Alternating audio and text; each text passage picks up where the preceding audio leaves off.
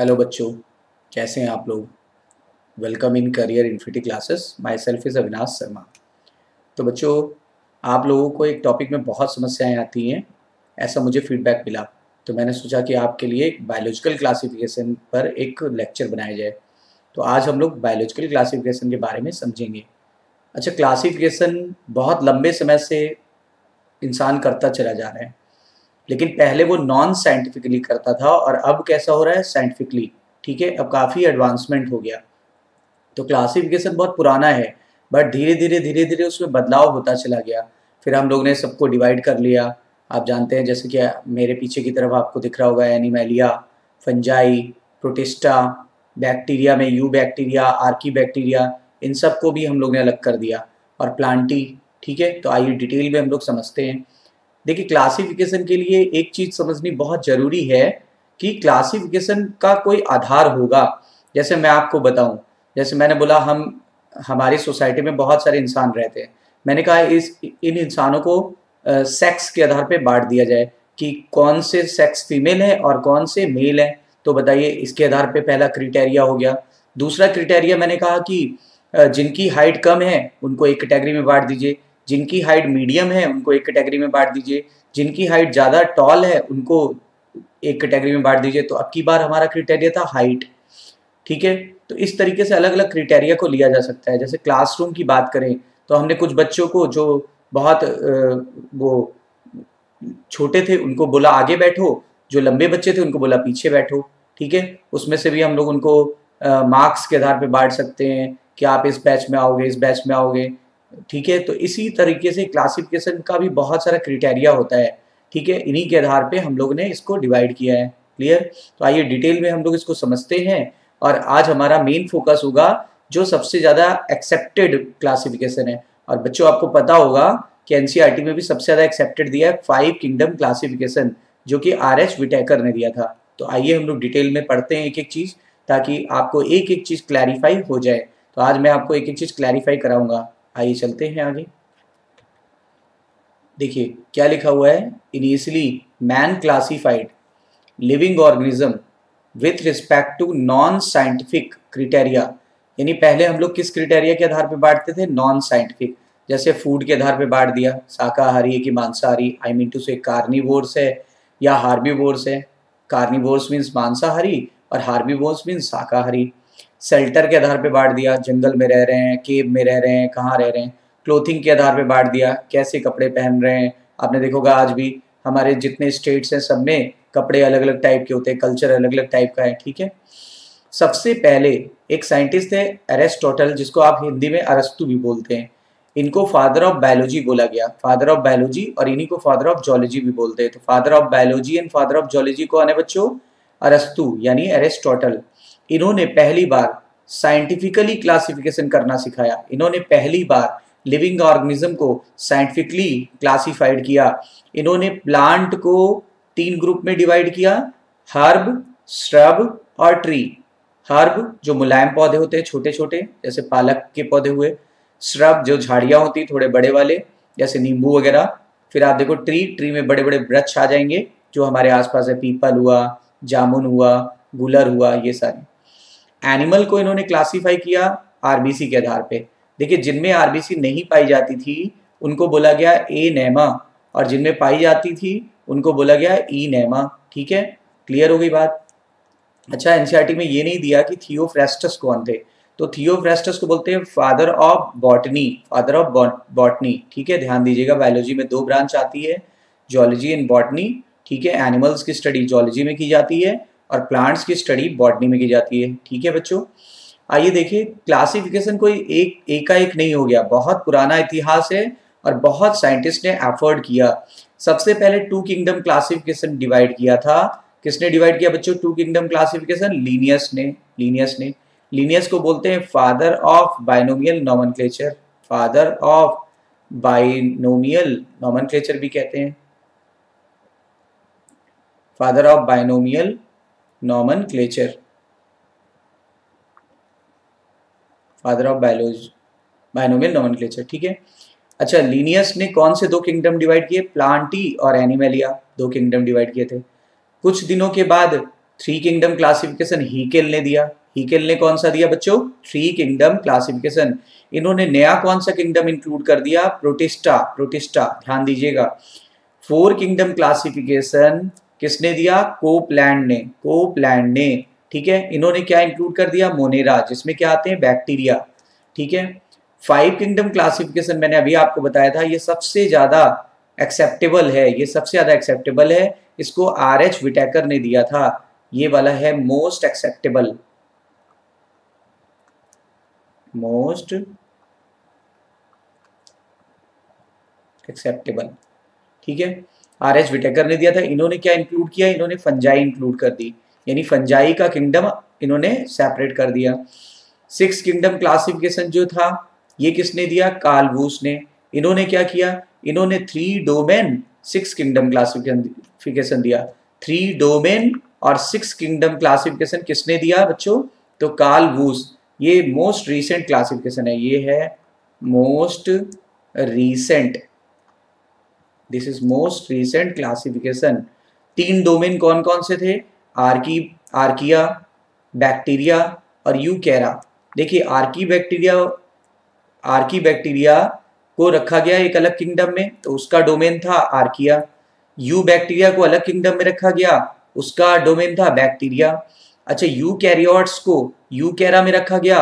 और बच्चों कौन से यूकैरियोट्स होते हैं? प्रोटिस्टा होता है, प्लांटी होती है, फंजाई होता है और एनिमेलिया होता है। ध्यान दीजिएगा। आइए मैं आपको डोमेन के बारे में और भी थोड़ा सा बताता हूँ। एनसीईआरटी में भी थोड़ा सा इसका जिक्र है, ठीक है। क्लियर? देखिए 3 डोमेन कौन कौन से थे? कार्ल वूस ने 3 डोमेन कौन कौन से बनाए? पहला डोमेन था बैक्टीरिया, दूसरा डोमेन था आर्किया और थर्ड डोमेन मैंने आपको बताया था यूकैरा, ठीक है। और 3 डोमेन में कितने किंगडम को इन्होंने क्लासीफाई किया? 6 किंगडम। तभी इनके क्लासिफिकेशन को बोलते हैं 3 डोमेन एंड 6 किंगडम क्लासिफिकेशन, ठीक है। सबसे पहला इन्होंने बैक्टीरिया में यू बैक्टीरिया को रख दिया। बैक्टीरिया में एक किंगडम को रखा, यू बैक्टीरिया किंगडम 1।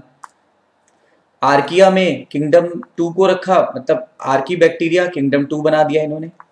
यूकैरा में 3rd किंगडम यानी प्रोटिस्टा रखा गया, 4th किंगडम यानी प्लांटी रखा गया, 5th किंगडम यानी फंजाई रखा गया और 6th किंगडम यानी एनिमेलिया रखा गया। तो देखिए बैक्टीरिया डोमेन में यू बैक्टीरिया किंगडम रखा गया, आर्की बैक्टीरिया डोमेन में आर्की बैक्टीरिया रखा गया, ठीक है। आर्किया में आर्की बैक्टीरिया रखा गया।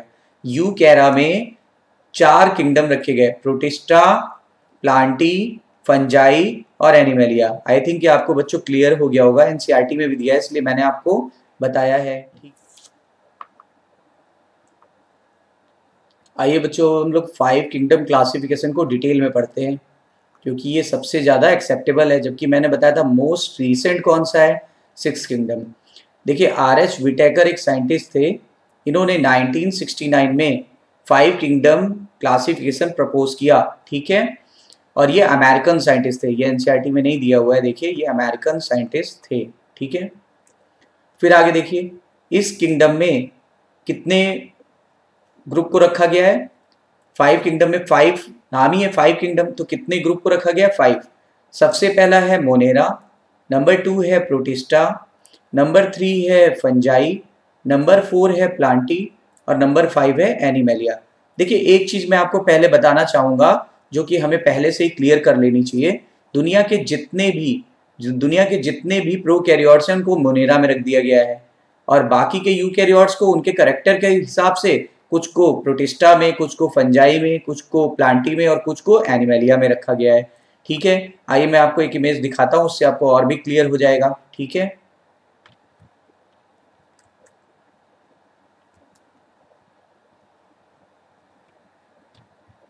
तो जैसा कि आप देख पा रहे हैं मेरे पीछे कि किंगडम ट्री मैप जिसमें किंगडम्स को डिवाइड किया गया है। देखिए फर्स्ट है Monera, second one is Protista, third one is Fungi, fourth one is Plantae and fifth one is Animalia. That is 5 kingdom classification given by R H. Whittaker. जैसा कि मैंने आपको बताया कि जो पहला किंगडम जिसका नाम था मोनेरा, इसमें जितने भी दुनिया के प्रोकैरियोट्स हैं सबको रख दिया गया है, ठीक है। जबकि बाकियों में यूकैरियोट्स को रखा गया है, तो यूकैरियोट्स। फंजाई में भी यूकैरियोट्स, प्लांटी में भी यूकैरियोट्स, लेकिन इनको इनके करैक्टर के आधार पे डिवाइड किया गया है, यूकैरियोट्स। एक बात और जान लेना जरूरी है कि जितने ये शुरू के दो किंगडम है यानी मोनेरा और प्रोटिस्टा, दे आर यूनिसेलुलर। ये कैसे हैं? यूनिसेलुलर, यानी वन सेल पाई जाएगी, ध्यान दीजिएगा। और देखिए इसी में सारे फंक्शन जो बॉडी के लिए, लाइफ के लिए जरूरी है, सारे सिंगल सेल में ही होंगे और एक सेल दूसरी सेल पर डिपेंड नहीं करेगी। ऐसा एनसीईआरटी की साइटोलॉजी में लिखा हुआ है कि इंडिपेंडेंट एग्जिस्टेंस शो करेगी और जितनी भी लाइफ की एसेंशियल फंक्शन होंगे यानी फिजियोलॉजी, वो सिंगल सेल में चलेगी and one cell never depends upon the any other cell. क्या इनमें टिश्यू बनेगा बच्चों? आपने सुना है कि grouping of cell is known as tissue, तो इनमें टिश्यू नहीं बनेगा, ध्यान दीजिएगा, याद रखिएगा। अब देखिए आपको एक चीज और क्लियर हो गई होगी, ये दोनों ही यूनिसेलुलर वाले किंगडम है, तो लेकिन ये है यूनिसेलुलर प्रोकैरियोटिक किंगडम और ये है यूनिसेलुलर यूकैरियोटिक किंगडम। दुनिया के जितने यूनिसेलुलर प्रोकैरियोट्स हैं उनको रखा गया है मोनेरा में, ठीक है, और दुनिया के जितने भी यूनिसेलुलर यूकैरियोट्स हैं उनको रखा गया है प्रोटिस्टा में, ठीक है। जैसे अमीबा हुआ, पैरामीशियम हुआ, प्लाज्मोडियम हुआ, यूग्लिना हुआ, इनको रखा गया है, ठीक है। तो ध्यान दीजिएगा। अब आगे हम लोग और भी चीजें क्लियर करते हैं, आइए एक एक करके, ठीक है।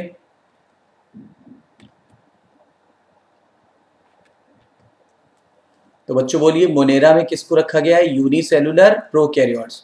प्रोटिस्टा में क्या रखा गया है? Unicellular eukaryotes.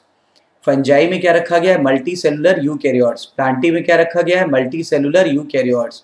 एनिमैलिया में क्या रखा गया है? मल्टी सेलुलर यूकैरियोट्स, ठीक है। फिर इसमें क्या क्या अंतर है?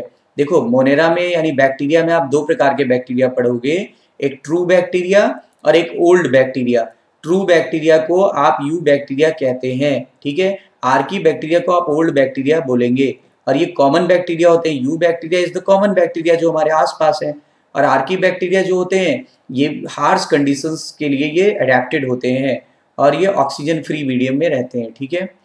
फिर आगे देखिए फंजाई में क्या होता है? फंजाई में सेल वॉल जो है वो काइटिन की बनी होगी और ये हेट्रोट्रॉफ होते हैं, ये सड़ी गली चीजों पर पाए जाते हैं। सड़ी गली चीजों को बोलते हैं सैप्रोफिटिक। सैप्रोफिटिक कुछ पैरासिटिक भी हो सकती है यानी परजीवी, ठीक है। कुछ में क्या होता है? एल्गी के साथ मिलकर के, आपको पता है ये सिम्बायोटिक रिलेशनशिप दिखाती है यानी म्यूचुअलिज्म, ठीक है। प्लांटी में किसको रखा गया है? प्लांटी में यूकैरियोटिक मल्टीसेलुलर को रखा गया है, बट ये अपना खाना खुद बना लेंगे बिकॉज दे हैव क्लोरोप्लास्ट। ये इसलिए फोटोसिंथेसिस कर लेते हैं, इसीलिए इनको ऑटोट्रॉफ्स बोला गया, ऑटोट्रॉफ बोला गया। मैंने आपको बताया था इनको प्रोड्यूसर भी बोलते हैं और ये इनका ट्रॉफिक लेवल फिक्स होता है, इनका फूड चेन में ट्रॉफिक लेवल फिक्स है। फोटोसिंथेसिस में आपको बताया था, और ये O2 डिस्चार्ज करते हैं और इसी O2 से हम सबका काम चल रहा है रेस्पिरेटरी एक्टिविटी के लिए। एनिमैलिया में क्या होगा? एनिमैलिया में भी मल्टी सेलुलर यूकैरियोट्स को रखा गया है, लेकिन इनमें देखिए इनमें सेल वॉल किसकी होती है? सेलुलोज की। फंजाई में सेल वॉल काइटिन की होती है, जबकि प्लांटी में सेलुलोज की होती है। लेकिन एनिमैलिया में सेल वॉल नहीं होती। यही एक मेन डिफरेंस है कि प्लांट में सेल वॉल होती है और एनिमल्स में सेल वॉल नहीं होती है। और इनमें क्लोरोप्लास्ट भी नहीं होता, तो ये ऑटोट्रॉफ तो होंगे नहीं, अपना खाना बना नहीं पाएंगे। ये हेट्रोट्रॉफ होते हैं, ये प्लांट से या तो डायरेक्टली भोजन लेंगे या तो इनडायरेक्टली। याद करो, अगर डायरेक्टली लेंगे बच्चों तो क्या बोलेंगे? इनको बोलते हैं हार्बीवोर्स यानी शाकाहारी। इनडायरेक्टली लेंगे तो बच्चों क्या बोलेंगे? कार्निवोर्स यानी मांसाहारी, ठीक है। तो याद रखिएगा, शुरू के दो यूनिसेलुलर, आगे के सारे मल्टी सेलुलर। तो ध्यान दो, यहाँ पे टिश्यू नहीं बनेगा, यहाँ ऑर्गन नहीं बनेगा, यहाँ ऑर्गन सिस्टम नहीं बनेगा। यहाँ टिश्यू बन सकता है, यहाँ ऑर्गन बन सकता है, यहाँ ऑर्गन सिस्टम बन सकता है। ध्यान दीजिएगा, अभी मैं आपको एक एक चीज बिल्कुल क्लियर कराता हूँ। क्लियर? तो देखिए हमने पढ़ा था कितने किंगडम है, मैंने उसके बारे में थोड़ा ब्रीफ भी किया। अच्छा, क्राइटेरिया क्या था? मैंने बोला बहुत सारे क्राइटेरिया होते हैं क्लासिफिकेशन के। जैसे मैंने बोला था क्लास के बच्चों को हाइट के आधार पे, क्लास के बच्चों को मार्क्स के आधार पे डिस्ट्रीब्यूट कर देना, क्लास के बच्चों को, ठीक है, मेल फीमेल का बैच अलग कर देना। तो कई सारे क्राइटेरिया हो सकते थे। तो देखिए इसके लिए मैंने एक फार्मूला बनाया, 5 क्राइटेरिया मेन थे। मेन कितने क्राइटेरिया थे बच्चों? 5 मेन क्राइटेरिया थे। आप ऐसे याद रख सकते हो 5 किंगडम क्लासिफिकेशन, ठीक है, इसी से याद रखोगे 5 मेन क्राइटेरिया लिए थे, 5 मेन क्राइटेरिया लिए थे बच्चों। पहले एक एग्जाम होता था राजस्थान CPMT, जिसको राजस्थान PMT भी बोलते थे, Rajasthan combined pre medical test. तो इसलिए आप याद रखो RCPMT, RCPMT, Rajasthan combined pre medical test. तो इससे याद रखो, देखो RCPMT, ठीक है, इसलिए मैंने इसको हाईलाइट कर दिया है। तो देखिए पहले R का मतलब रिप्रोडक्शन के आधार पे किया गया है, रिप्रोडक्शन के आधार पे क्लासीफाई किया जा सकता है, ठीक है। फिर सेल स्ट्रक्चर के आधार पे, जैसे अभी आपने देखा था प्रोकैरियोटिक है कि यूकैरियोटिक, सेल वॉल है कि नहीं है, अपना खाना खुद बना पा रहे हैं कि नहीं, क्लोरोप्लास्ट है कि नहीं है। फाइलोजेनेटिक रिलेशनशिप मतलब क्या होता है बच्चों? एवोल्यूशनरी रिलेशनशिप, उद्विकास, इवोल्यूशनरी रिलेशनशिप, किससे किसका विकास हुआ है, इसके आधार पे हम क्लासिफाई करेंगे। और ये बहुत ही इंपॉर्टेंट क्राइटेरिया है, इसके बिना कोई भी क्लासिफिकेशन अधूरा है। Mode of nutrition, mode of nutrition मतलब ऑटोट्रॉफिक है कि हेट्रोट्रॉफिक है कि सैप्रोफिटिक है या पैरासिटिक है। थैलस ऑर्गेनाइजेशन मतलब थैलस उसका सिंपल है या फिर एडवांस है, किस टाइप का है, तो ये बातें क्लियर करनी है हमें। तो आइए देखते हैं एनसीईआरटी का आगे का पॉइंट, और ये भी एनसीईआरटी से ही था। ये एनसीईआरटी की लाइनें देखिए, जहाँ एनसीईआरटी से लिया है उसका लोगो लगा हुआ है यहाँ पर, ठीक है। देखिए बच्चों एक एनसीईआरटी का एक चार्ट है, उसको देखिए 5 किंगडम क्लासिफिकेशन का, आपकी एनसीईआरटी से लिया है। देखिए यहाँ पे करेक्टर्स लिए गए हैं। तो सबसे पहले सेल का टाइप, मैंने क्या बोला था, प्रोकैरियोट्स को मोनेरा में रख दो, जितने भी दुनिया के प्रोकैरियोट्स हैं मोनेरा में रख दो, और बाकी यूकैरियोट्स को, ठीक है, यहाँ पे रखा जाएगा। क्लियर? उनके करेक्टर के आधार पे। सेल वॉल की बात करते हैं, सेल वॉल के आधार पे भी डिवाइड किया गया है। तो देखिए इसमें नॉन सेलुलर लिखा हुआ है, यानी कि इसमें नॉन सेलुलर होती है, यानी नॉन सेलुलोजिक होना चाहिए, इसमें नॉन सेलुलर लिखा है। पॉलीसेक्राइड और अमीनो एसिड की बनी होती है। इसका नाम बता देता हूँ, इसको अभी आगे डिटेल में आपको बताऊंगा। पेप्टिडोग्लाइकन बोलते हैं, पेप्टिडोग्लाइकन। नॉन सेलुलर भी बोला जा सकता है क्योंकि सेल तो होती नहीं। अच्छा फिर यहाँ देखिए क्या लिखा हुआ है, प्रेजेंट इन सम, यानी कि प्रोटिस्टा में सभी में सेल वॉल नहीं होगी, ध्यान दीजिएगा, सभी में सेल वॉल नहीं होगी। तो आप बोलेंगे सर मोनेरा में सब में होगी, हाँ लगभग सभी में होगी। एक आंख अपवाद है माइकोप्लाज्मा, वो मैं आपको जब मोनेरा पढ़ाऊंगा तो डिटेल में करा दूंगा। इसमें क्या होती है, कुछ ही केसेस में होती है, ध्यान दीजिएगा। फंजाई में प्रेजेंट होती है, अभी आपने पढ़ा था, लेकिन उसमें सेलुलोज की नहीं बनी होती। तो बताओ बच्चों किसकी बनी होती है? उसमें बनी होती काइटिन की। किसकी बनी होती? काइटिन। और काइटिन होता है दुनिया का 2nd नंबर का मोस्ट एबेंडेंट ऑर्गेनिक कंपाउंड। तो बच्चों 1st नंबर का क्या है, बायोमोलिक्यूल में दिया हुआ है, दैट इज सेलुलोज, ध्यान दीजिएगा। प्लांटी में आ गए, प्लांटी में देखिए सेलुलोज की बनी होती है, जो कि दुनिया का मोस्ट एबेंडेंट ऑर्गेनिक मॉलिक्यूल है, ठीक है। एनिमेलिया में नहीं पाई जाती, अभी आपको बताया था कुछ देर पहले। आइए न्यूक्लियर मेम्ब्रेन की बात करें। देखो आपने सेल में पढ़ा होगा कि प्रोकैरियोट्स में न्यूक्लियस के चारों तरफ कोई मेम्ब्रेन नहीं होती, तो देखिए इसमें एब्सेंट है, बाकियों में देखिए प्रेजेंट होगी। बाकी में न्यूक्लियर मेम्ब्रेन प्रेजेंट होती है, डबल लेयर्ड, डबल वॉल्ड होती है। बॉडी ऑर्गेनाइजेशन को देखिए तो याद करो, इसमें एक सेल थी तो इसलिए सेलुलर लेवल, इसमें भी एक सेल थी सेलुलर लेवल, इसमें बहुत सारी सेल थी तो मल्टी सेलुलर, और कभी कभी सेल यूनाइट करके टिश्यू बना लेती। तो क्वेश्चन आ सकता है, बताइए मल्टी सेलुलर और टिश्यू ग्रेड बॉडी ऑर्गेनाइजेशन कहाँ हो सकता है? तो आप बताओगे फंजाई में। प्लांटी में देखिए, प्लांटी में क्या होगा, सेल ने टिश्यू बना लिया और टिश्यू ने ऑर्गन बना लिया, लेकिन ध्यान देने की बात है, ऑर्गन बना है लेकिन ऑर्गन सिस्टम नहीं बनता है। इससे पता चलता है, इससे ये इवॉल्व हुआ है, इससे ये इवॉल्व हुआ है, इससे ये इवॉल्व हुआ है, और इससे ये इवॉल्व हुआ है। देखिए एडवांसमेंट होता जा रहा है ना। यहाँ चेक करिए, यहाँ टिश्यू से ऑर्गन बन गया, ऑर्गन से ऑर्गन सिस्टम बन गया। तो बच्चों बताओ प्लांट में क्या ऑर्गन सिस्टम पाया जाता है? नहीं, प्लांट में ऑर्गन सिस्टम कभी नहीं पाया जाता है। तो प्लांट के ऑर्गन्स के नाम बता सकते हैं? बिल्कुल, प्लांट के ऑर्गन के नाम होते हैं ना, रूट, स्टेम, लीफ। ध्यान दीजिएगा, ये आगे बहुत काम आएगा, ठीक है। और ऑर्गन सिस्टम में तो आप जानते हो, digestive system, respiratory system, excretory system, nervous system, this and that. फिर आगे मोड ऑफ न्यूट्रिशन पे आते हैं बच्चों। देखिए जो मोनेरा होता है उसमें बहुत ज़्यादा डाइवर्सिफिकेशन होता है, इसमें न्यूट्रिशनल डाइवर्सिटी बहुत ज़्यादा पाई जाती है। कौन सी डाइवर्सिटी बच्चों? Nutritional diversity. ध्यान दीजिएगा, बहुत इंपॉर्टेंट बातें बता रहा हूँ मैं आपको, जो कि एनसीईआरटी में इधर उधर बिखरी हुई हैं। तो ऑटोट्रॉफिक भी हो सकते हैं। अब ऑटो में भी या तो केमिकल से अपना खाना बनाएंगे, हम लोग पढ़ेंगे आगे, जिनको कीमोसिंथेटिक बैक्टीरिया बोलते हैं बच्चों, और कुछ अपना खाना सनलाइट से बनाएंगे, उनको फोटोसिंथेटिक बोलते हैं। ये तो एक ग्रुप हो गया, जैसे बीजीए वगैरह फोटोसिंथेटिक है। फिर आगे हेट्रोट्रॉफिक में क्या होगा? हेट्रोट्रॉफिक में जो अपना खाना नहीं बना पाते, तो ये सड़ी गली चीज़ों से खाना लेंगे, या तो किसी पे पैरासाइट होंगे, परजीवी होंगे, ठीक है। प्रोटिस्टा में क्या होगा? प्रोटिस्टा में भी ऑटोट्रॉफिक भी आते हैं, हेट्रोट्रॉफिक भी आएंगे। ऑटोट्रॉफिक में अपना खाना बना लेंगे। याद करो यूग्लिना दोनों तरह का नेचर शो करता है, ऑटोट्रॉफिक भी शो करता है, हेट्रोट्रॉफिक भी, और इस तरह के न्यूट्रिशन को मिक्सोट्रॉफिक न्यूट्रिशन कहते हैं। मिक्सोट्रॉफिक न्यूट्रिशन कहते हैं। ध्यान दीजिएगा बच्चों एक एक पॉइंट्स पर। आगे फंजाई में देखिए, फंजाई के पास तो क्लोरोफिल था नहीं, तो ये इनको क्या बोलेंगे? ऑटोट्रॉफिक या हेट्रोट्रॉफिक? तो इनको हेट्रोट्रॉफिक बोलेंगे।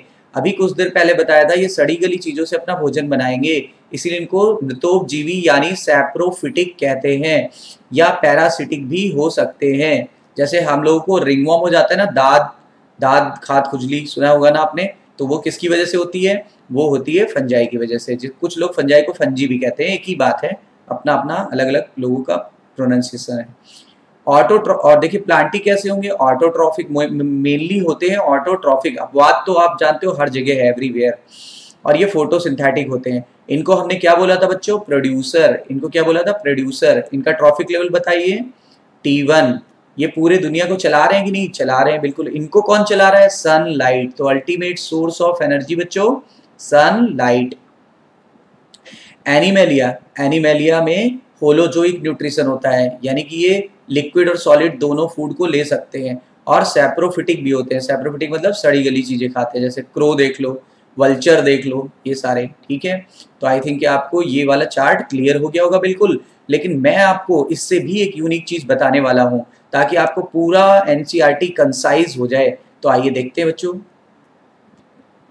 तो बोलिए 5 किंगडम क्लासिफिकेशन जो है ये मोस्ट एक्सेप्टेड है कि नहीं है? मोस्ट एक्सेप्टेड,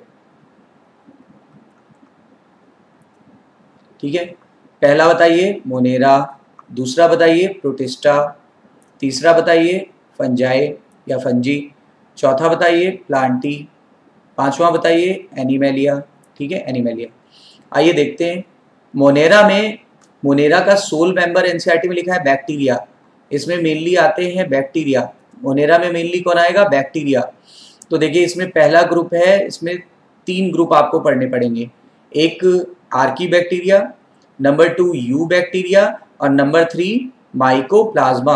आपको बता दूं इनमें सेल वॉल होती है, इनमें भी सेल वॉल होती है यू बैक्टीरिया में, ठीक है, और इनमें सेल वॉल नहीं होती। ध्यान दीजिए, इनमें सेल वॉल नहीं होती, ध्यान दीजिएगा, इंपॉर्टेंट लाइन है। कुछ माइकोप्लाज्मा को पीपीएलओ भी कहा जाता है, मतलब ये एक दूसरे के सिनोनिम्स है, सिनोनिम्स होते हैं। आइए देखते हैं। पहले ग्रुप को आर्की बैक्टीरिया कहते हैं। इसमें हमें 3 चीजें पढ़नी पड़ेंगी। मैथनोजन, जो कि मीथेन गैस बनाने वाले बैक्टीरिया हैं, बायोगैस में आपने पढ़ा होगा। थर्मो एसिडोफिलिक, यानी कि जो टेम्परेचर और एसिड लविंग होते हैं, जैसे आपने पढ़ा था टैक पॉलीमरेज एंजाइम निकाला था ना आपने, किससे निकाला था? थर्मस एक्वेटिकस, तो वो इसका एग्जाम्पल है। हेलोफाइल्स, यानी कि सॉल्ट लविंग वाले को हेलोफाइल्स बोलते हैं। इसकी ट्रिक बच्चों मैं आपको एक बता देता हूँ, इसके लिए एक वर्ड लिख देता हूँ, मेहता। ध्यान दीजिएगा, मेहता कास्ट होती है ना, तो Mehta. M for methanogen, H for halophiles, और TA मतलब थर्मो एसिडोफिल। तो बच्चों याद हो गया ना, आर्की बैक्टीरिया याद हो गया, क्या फार्मूला है? मेहता, ठीक है। आइए सेकेंड ग्रुप को देखते हैं। सेकेंड ग्रुप का नाम होगा यू बैक्टीरिया। जितने भी ट्रू बैक्टीरिया हैं या कॉमन बैक्टीरिया हैं, उसको हम लोगों ने यू बैक्टीरिया में रखा है। इसमें हमें 2 ग्रुप स्टडी करने पड़ेंगे। ऑटोट्रॉफिक बैक्टीरिया, जो अपना खाना खुद बना लेंगे, उसमें पहला स्टडी करना पड़ेगा साइनोबैक्टीरिया यानी बीजीए, और कीमोसिंथेटिक बैक्टीरिया जैसे नाइट्रोजन फिक्सिंग बैक्टीरिया कुछ होते हैं वो सारे। और दूसरा हमें हेट्रोट्रॉफिक ग्रुप पढ़ना पड़ेगा, जैसे दूध को दही में बदलने के लिए लैक्टिक एसिड बैसिलस, कुछ डिकम्पोजर्स होते हैं वो वाले बैक्टीरिया हमें पढ़ने पड़ेंगे, कुछ एंटीबायोटिक्स प्रिपेयर करते हैं उनसे तो वो बैक्टीरिया हमें पढ़ने पड़ेंगे। माइकोप्लाज्मा को हम लोग पीपीएलओ भी कहते हैं। पीपीएलओ का पूरा नाम होता है pleuropneumonia like organism, pleuropneumonia like organism. NCERT में इसका साइज दिया हुआ है 0.1 माइक्रोन से लेकर के 0.3 माइक्रोन तक, ठीक है। आइए मैं आपको दिखाता हूँ।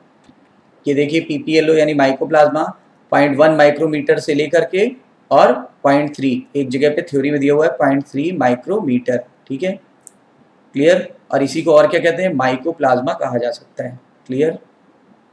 ये मैं आपको जब माइकोप्लाज्मा पढ़ाऊंगा तो डिटेल में बताऊंगा, ठीक है। तो आइए एक बार देखते हैं मोनेरा के सोल मेंबर बैक्टीरिया। मोनेरा में कितने ग्रुप हमें स्टडी करने हैं, 3। आर्की बैक्टीरिया, उसमें फार्मूला याद रखना है, मेहता यानी मैथ्रोजन आएगा, हेलोफाइल्स आएंगे और थर्मोएसिडोफिल आएगा, ठीक है बच्चों। दूसरा ग्रुप हमको याद रखना है यू बैक्टीरिया, जिसमें ऑटोट्रॉफिक में आ जाएंगे साइनोबैक्टीरिया यानी ब्लू ग्रीन एल्गी, और दूसरा कीमोसिंथेटिक बैक्टीरिया जो केमिकल से अपना भोजन स्वयं बना लेंगे। फिर हमें इसमें दूसरा ग्रुप पढ़ना पड़ेगा यू बैक्टीरिया में हेट्रोट्रॉफिक बैक्टीरिया, और एक थर्ड ग्रुप हमें पढ़ना है माइकोप्लाज्मा, उसको पीपीएलओ भी कहते हैं, और उसमें सेल वॉल नहीं होती है, और मैंने आपको उसका साइज बताया 0.1 से 0.3 माइक्रोमीटर, ठीक है। प्रोटिस्टा, एनसीईआरटी में क्या लिखा हुआ है, इसकी बाउंड्री डिफाइंड नहीं होती। देखो इसकी बाउंड्री डिफाइंड नहीं है, यानी नो डिफाइंड बाउंड्री। ध्यान दीजिएगा, किस किंगडम की बाउंड्री डिफाइंड नहीं है, प्रोटिस्टा। क्यों, इसमें क्या किया गया, फोटोसिंथेटिक को भी रख दिया गया है, ठीक है, और नॉन फोटोसिंथेटिक को भी रख दिया है। जिसमें सेल वॉल है उसको भी रख दिया गया है, जिसमें सेल वॉल नहीं है उसको भी रख दिया गया है। तो बहुत कंफ्यूजिंग है, तो आपको बताया जाएगा आगे डिटेल में। इसमें हमें 5 ग्रुप पढ़ने हैं। 5 ग्रुप कौन से पढ़ने हैं, सबसे पहले हमको पढ़ना है क्राइसोफाइट्स। इसके लिए मैं फार्मूला बता देता हूँ। देखो सी के बाद बच्चों क्या आता है, डी के बाद ई, सी के बाद डी आता है, डी के बाद ई आता है, और ये 3 लेटर स्पेशल है, और स्पेशल के लिए एसपी लिख देता हूँ। यानी सबसे पहले chrysophytes, C for chrysophytes, D for dinoflagellates, E for euglenoids, ठीक है, और एस फॉर स्लाइम मोल्ड्स, और पी फॉर प्रोटोजोअन्स, ठीक है। क्राइसोफाइट्स में बच्चों हमको 2 चीजें पढ़नी है, डैस्मिड्स यानी गोल्डन एल्गी और डायटम्स, डैस्मिड्स गोल्डन एल्गी डायटम्स, ठीक है। डाइनोफ्लैजिलेट्स में हमको एक ऑर्गेनिज्म पढ़ना है, वो मैं आपको बताऊंगा। उसके पास 2 फ्लैजिला होते हैं, बिकॉज डाई मतलब 2, फ्लैजिलेट्स मतलब फ्लैजिला। बच्चों इसके पास कितने फ्लैजिला होते हैं, 2। एक होता है लॉन्गिट्यूडनल और एक होता है हॉरिजॉन्टल यानी ट्रांसवर्स। एक ट्रांसवर्स और एक लॉन्गिट्यूडनल होता है, आपको पढ़ाऊंगा डिटेल में। और थर्ड वाले ग्रुप में यूग्लिनॉइड्स आएगा। यूग्लिनॉइड्स में अभी बताया था आपको, ये प्लांट की तरह फोटोसिंथेसिस भी कर सकता है, और जब लाइट नहीं होगी तो ये एनिमल की तरह भोजन को पकड़ के खा भी सकता है, यानी ये शिकार कर लेगा, प्रीडेटर बन जाएगा, ठीक है। इसीलिए मिक्सोट्रॉफिक न्यूट्रिशन होता है, मतलब autotrophic as well as heterotrophic, ठीक है बच्चों। चलिए आगे 4th, स्लाइम मोल्ड्स की हम बात कर रहे हैं। स्लाइम मोल्ड्स जो होते हैं उसमें इसमें फंजाई को रखा गया जो यूनिसेलुलर है, ठीक है, और वो भी सैप्रोफिटिक होती हैं, ये प्रोटोजोअन्स में एनिमल को रखा गया है जो यूनिसेलुलर यूकैरियोट्स होते हैं। जैसे अमीबा आप जानते हो, उसी की तरह एक और होता है एंट अमीबा, ठीक है, उसी वैरायटी का है। फिर एक प्लाज्मोडियम होता है, जिससे आपने बहुत फेमस एग्जाम्पल सुना होगा, बहुत नोटोरियस एग्जाम्पल सुना होगा। नोटोरियस का मतलब होता है डी फेम यानी कुख्यात। तो इसका बेस्ट एग्जाम्पल सुना होगा आपने मलेरिया, यानी ये क्या करता है, मलेरिया, याद रखिएगा, ठीक है बच्चों। क्लियर हो गया, चलिए ये किंगडम भी क्लियर हो गया। तो बताओ इसमें कितने ग्रुप पढ़ने हैं, chrysophytes, dinoflagellates, euglenoids, slime mould और प्रोटोजोअन्स। क्राइसोफाइट्स में डेस्मिड डाइटम्स पढ़ना है, डाइनोफ्लैजिलेट में 2 फ्लैजिला होता है, यूग्लिनॉइड में मिक्सोट्रॉफिक न्यूट्रिशन होता है, और स्लाइम मोल्ड्स में यूनिसेलुलर फंजाई को रखा गया है जो सैप्रोफिटिक होते हैं, और प्रोटोजोअन्स में यूनिसेलुलर एनिमल्स को रखा गया है जो यूकैरियोटिक होते हैं। आइए हम लोग फंजी यानी फंजाई वाले ग्रुप में देखते हैं। इसमें हमको 4 ग्रुप पढ़ने पड़ेंगे। एक तो लोअर फंजाई है, ये वाली lower fungi, first is lower fungi, ठीक है। मैं आपको डिटेल में बताऊंगा लोअर और हायर फंजाई कैसे पहचानते हैं, बाद में बताऊंगा। पहले वाला होता है फाइकोमाइसिटीज। तो फाइको का मतलब होता है एल्गी, माइसिटीज का मतलब होता है फंजाई, यानी ये एल्गी की तरह फंजाई हैं, that is why known as algal fungi या एल्गी लाइक फंजाई। फिर सेकंड, थर्ड और फोर्थ, इसका फार्मूला याद रखिएगा बैड, बी ए डी, यानी इसमें 3 हायर फंजाई आती हैं, बेसिडियोमाइसिटीज, एस्कोमाइसिटीज और ड्यूटरोमाइसिटीज।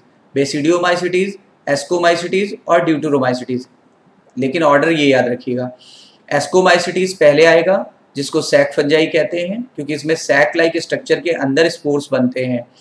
फिर आगे देखिए बेसिडियोमाइसिटीज क्लब फंजाई बोलते हैं, क्योंकि इसमें जो स्पोर होते हैं वो क्लब लाइक स्ट्रक्चर के बाहर बनते हैं, ठीक है, मशरूम वगैरह इसी में आएगा, ठीक है।